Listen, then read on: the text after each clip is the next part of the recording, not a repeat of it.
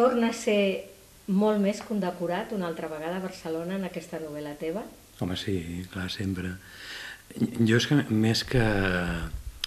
Barcelona és important per mi, però clar, a les meves novel·les, més que el teló de fons o el lloc on passen les coses, de fet és com un personatge. Barcelona jo trobo que és una ciutat, com moltes altres, passar que Barcelona és la meva, és la ciutat que he viscut.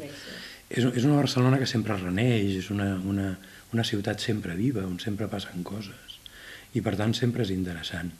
I clar, a les novel·les la ciutat moltes vegades se m'escapa de la novel·la, perquè jo explico coses i m'adono que em ve de gust explicar moltes coses, però a la vegada m'adono que hi ha moltíssimes altres que no explico, perquè no m'hi cava a la novel·la una ciutat com Barcelona. La novel·la anterior, El país de llops, era la Barcelona dels 60, ara és la Barcelona dels 70. Estàs treballant en una tercera novel·la sobre la Barcelona dels 80 o ja se t'escapa els 80? No, suposo. A mi, a totes les meves novel·les que parlen del passat, el que sí que busco, i de fet el punt de partida sempre és aquest, que hi hagi un punt de connexió amb els moments actuals. I jo crec que la Barcelona dels 70, que és una època de molta creativitat, que van passar moltes coses, que hi havia molts canvis, s'assembla bastant al país, de fet, i a la Barcelona actuals, que també està passant el mateix, que hi ha una crisi molt profunda, que hi ha molts canvis que ja veurem quins seran, però evidentment hi seran, i que a més és una època que tot és tan incert que es poden crear moltes coses noves. Jo crec que hem viscut durant uns anys, ara no diré quants, però bueno, durant bastants anys, en una època que tot el món artístic ha estat una mica un món funcionarial. És a dir, faig una obra de teatre que me la paguin, faig una novel·la que me la subvencionin, faig el que sigui, que em facin un teatre i que em contractin els artistes i que m'ho contractin tot. I clar, ara com tornem a estar en una època que això ja no serà possible, tornarà a entrar en joc el que sempre ha funcionat, que és la creativitat.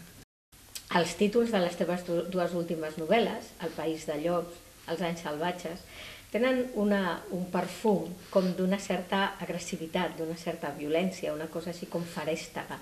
El país de llops era una novel·la de gent dolenta. És a dir, eren llops, i a més llops molt mala gent, que es menjaven uns als altres. Res d'això que diuen que entre els llops no es berenen entre ells, això és mentida. Els llops es berenen sempre i quan un sàpiga que l'altre és més feble, evidentment.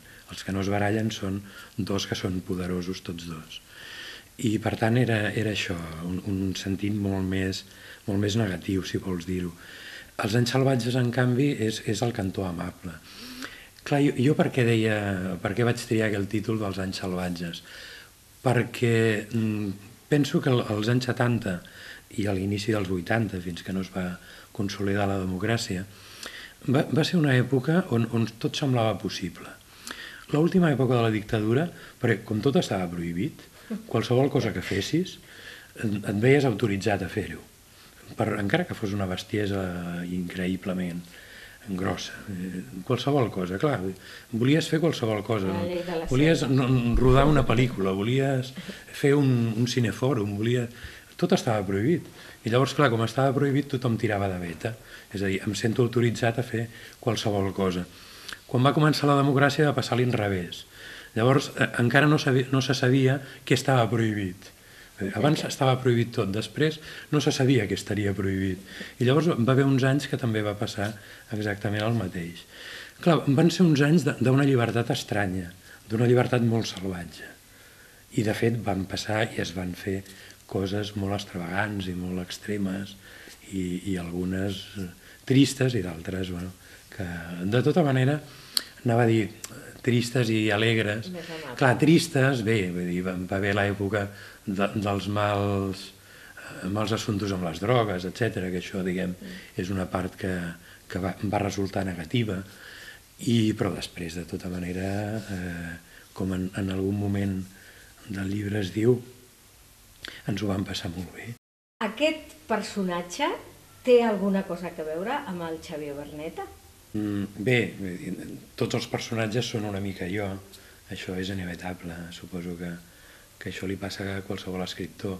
Llavors l'Edmond Moner alguna cosa deu tenir meva, però el personatge aquest el vaig construir més que com una part dels meus desitjos o de com jo m'hagués agradat ser o qualsevol cosa d'aquestes o com jo era. Vaig voler fer un personatge que era un personatge possible en aquella època. Hi havia molts Edmonds Moners en aquella època, en aquells anys. De fet, molta gent que ha llegit el llibre i que havia viscut als anys 70 m'ho deia, em deia l'Edmond Moner, si hagués existit jo el coneixeria. Això ho va dir el Bien Moya quan ho presentava la novel·la a Barcelona. I clar, realment hi havia molta gent com l'Edmond Moner, és a dir, gent que tenien una mena de desig creatiu absolut i que es passaven tot el dia pensant en això i que tot ho feien en funció d'aquestes coses. Que hi ha com un esglaonat de personatges que van donant noves pistes, que van portant amb un altre. Jo m'he preguntat si és que és així com t'agrada a tu explicar la realitat, a bocinets. És que jo penso que la realitat és així. És a dir, hi ha una realitat objectiva, unes coses que passen. Però nosaltres no tenim mai la realitat tal com és, sinó que la tenim és una percepció de la realitat, una manera d'entendre-la. I aquesta manera d'entendre-la és diferent segons la persona que la diu i fins i tot una mateixa persona l'entén diferent passant el temps. És com els records. Perquè nosaltres, de fet, no tenim mai això, l'objectivitat. L'objectivitat són les xifres i l'economia i coses d'aquestes i encara, que últimament s'està tornant una mica virtual. Però vaja, hi ha coses que sí que són objectivables, però d'altres, sobretot els records i la manera d'entendre una època concreta, uns fets, és molt canviant. I clar, llavors jo trobo molt injust i a part de tot molt poc actual presentar la realitat d'una sola manera. Aquesta novel·la, clar, hi ha una persona, periodista, que investiga sobre l'Edmond Moner en qüestió. Barcelona està recreada a partir d'una sèrie de locals nocturns, de bars, de sales de festa, de concerts i així, que, clar, a la gent d'una certa edat ens semblen absolutament paradigmàtics d'aquesta època. Tu els tractes com amb molt carinyo, aquests ambients. Clar, en el llibre aquest, la diferència potser amb altres novel·les és que estic parlant d'un ambient, d'una Barcelona, que no és l'única de l'època, d'una Barcelona que jo m'estimo, evidentment, però és que la vaig viure molt, molt intensament. La narrativa juvenil i la narrativa d'adults, per dir-ho d'alguna manera. Què penses fer? Continuar alternant les dues coses? No ho sé, de fet tinc projectes de les dues coses.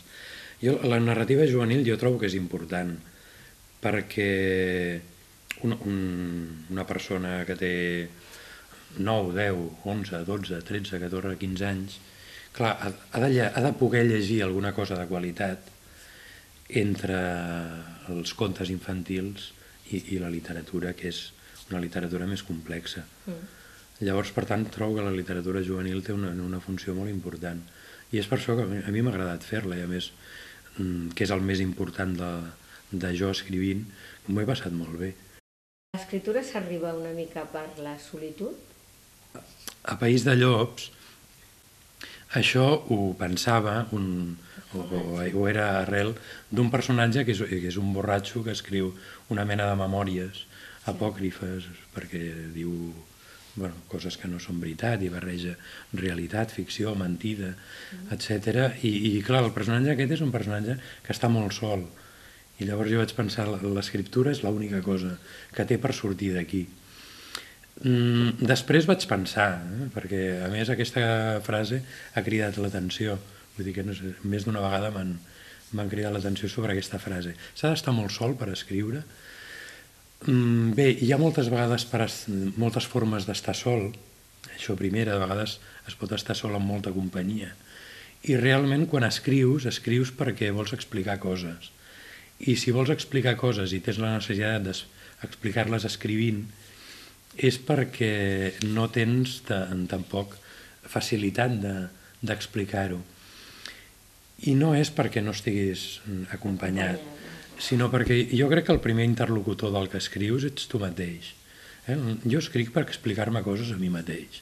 Hi ha coses que no sé, i escric sobre coses que no sé, i llavors les busco, i faig un discurs sobre el tema aquest. En aquesta novel·la he volgut fer un discurs no només sobre una època històrica i sobre l'actualitat, sinó també, sobretot, sobre la creativitat artística.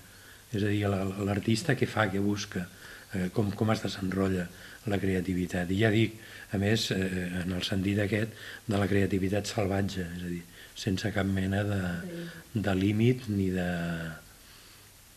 Bé, ni límit, ni ajuda, ni res. Vull dir, quan s'és salvatge, s'és salvatge.